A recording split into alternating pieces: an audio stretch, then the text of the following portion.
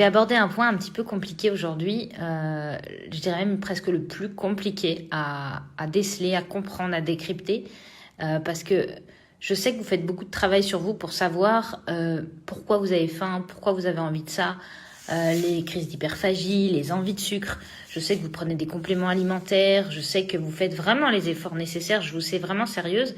Et c'est compliqué quand malgré tous les efforts qu'on fait, on comprend pas pourquoi persévère une certaine envie pour certains aliments ou voilà ces espèces de faim émotionnelle qu'on n'arrive pas à comprendre. Donc je vais vous partager dans la story d'après un message qu'une petite Yugi m'a envoyé via un message Instagram privé et je reviens vers vous pour vous dire ce que j'ai pu lire à travers ce message. Alors, il faut déjà bien savoir, mais je pense que vous le savez, que l'être humain est cyclique. Il vit avec la lumière, avec la planète qui tourne, avec les saisons, avec les heures. Mais on a aussi nos hormones qui sont cycliques. Surtout nous, les femmes. Les hommes ont beaucoup moins, ils n'ont pas de cycle. Il y a un cycle naturel où ils ont de moins en moins d'hormones sexuelles. C'est l'andropause. Mais chez la femme, on a toute notre vie, tous les mois, des sécrétions hormonales, la puberté, la ménopause, la grossesse, les menstruations chaque mois. Et ça, c'est très important à s'en rendre compte et à savoir que forcément, à un moment dans le mois, ça va être compliqué. Pourquoi ça va être compliqué? Parce que quand je vais parler des menstruations, le fait d'avoir des oestrogènes qui montent et qui descendent va influencer tout ce qui va être déjà déstockage, rétention, les envies de sucre. Donc déjà, il faut être conscient qu'en période de menstruation, on va prendre un peu d'eau et on va sûrement avoir plus envie de manger. Le problème se pose quand on n'est pas en période rouge, quand on sait qu'au niveau hormonal, d'un point de vue vraiment physiologique de la femme, on n'est pas censé ressentir ce type de comportement. On se demande pourquoi.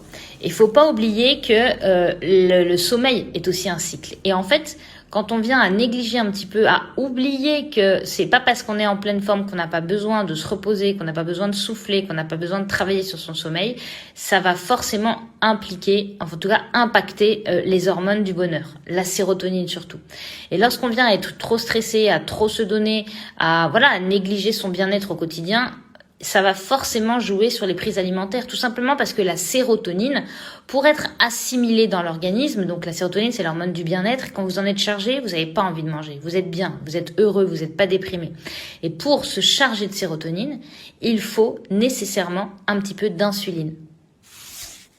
Je vous mets ici un petit message, enfin même des messages qu'on m'a envoyés des yogis qui font partie du groupe de soutien glucose contrôle et qui échangeaient justement sur le fait de manger ses émotions. Manger ses émotions, c'est pas qu'une image.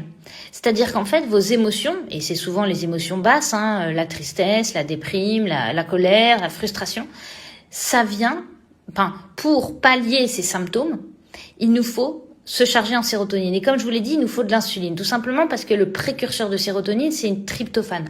Le tryptophane, c'est un acide aminé qu'on va retrouver dans le fromage, dans le chocolat, dans les œufs. On va retrouver ça dans la viande. On peut même retrouver ça dans les noix. Et en fait, quand on vient manger du tryptophane, pour qu'il soit assimilé très rapidement, ce tryptophane, donc nous faire du bien à l'esprit, il nous faut une grosse sécrétion d'insuline pour vraiment l'assimiler totalement. Et le seul moyen de sécréter de l'insuline, fortement, ça va être de manger des glucides.